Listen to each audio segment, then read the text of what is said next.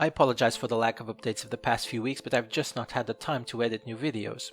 Even though I've been adding lots of subjects to my queue, and eventually I do want to create videos for each of those subjects, for now I need to stick with less time-consuming subjects, and today is one of those cases. I'm going to talk about something that happened very recently, but is yet another perfect example of what really happens in Portugal. And to start it, I need to go back a few months and talk about a video I made, one of the first videos I made about the coronavirus situation in Portugal. In that video, I reported the fact that the president of the support line SNS24 was fired. And why was he fired? Because he dared to criticize the cuts that the socialist government applied to that service. If you've seen my previous videos, you know that I've talked about this extensively, specifically that the socialists, ever since they took power in 2015, started the big lie, the lie of the end of austerity, when in fact they applied some of the biggest austerity measures that this country has ever seen in its history. And they applied such big cuts to public services that they ruined some of those services. The public transportation system, for example, is in ruins. It doesn't work. The national health system is in ruins also. It's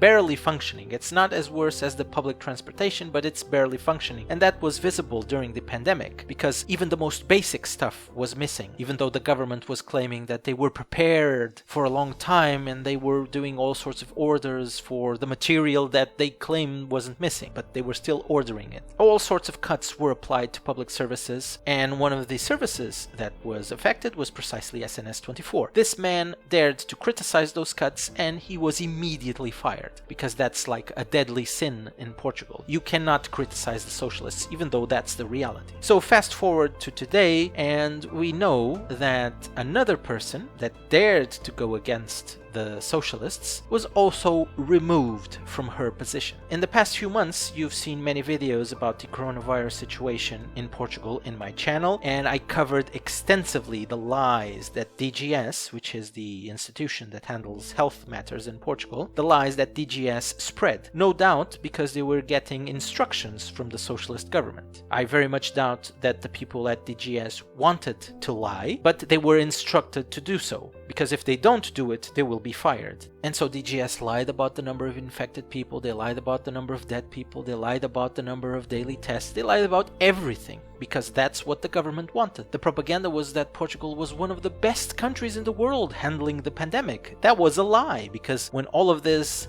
was happening, at one point we were in the top 10 of countries in the world with more dead people per million inhabitants. That's not a good thing, and yet certain media were spreading the idea that Portugal was handling the pandemic in such an amazing way, which was a lie, a complete and absolute lie. And so recently, the Prime Minister was claiming that the recent spike in infections in Lisbon, for example, was related with the fact that Portugal was testing so much. And a specialist at DGS, a woman, went against that idea and explained that that was not the case. Obviously, another deadly sin. You cannot go against the socialists, and especially you cannot go against the socialist Prime Minister. The dictator cannot have his words opposed. Everyone needs to nod in awe of the words of the dictator António Costa. If you don't do that, then you will be removed from your position. And that's exactly what happened to this woman that is removed from DGS and moved to another position in some sort of organization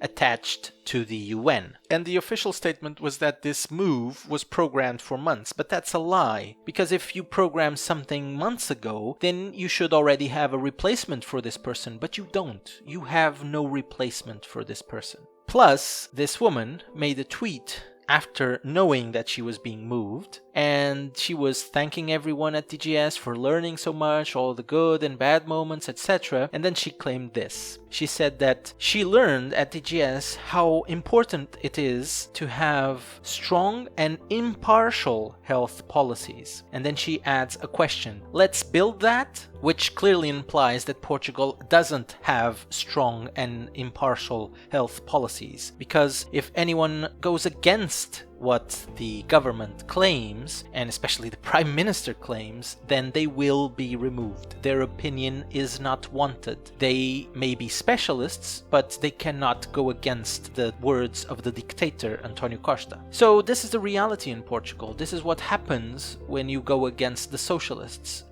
Anyway, I hope you like this, and I'll see you next time.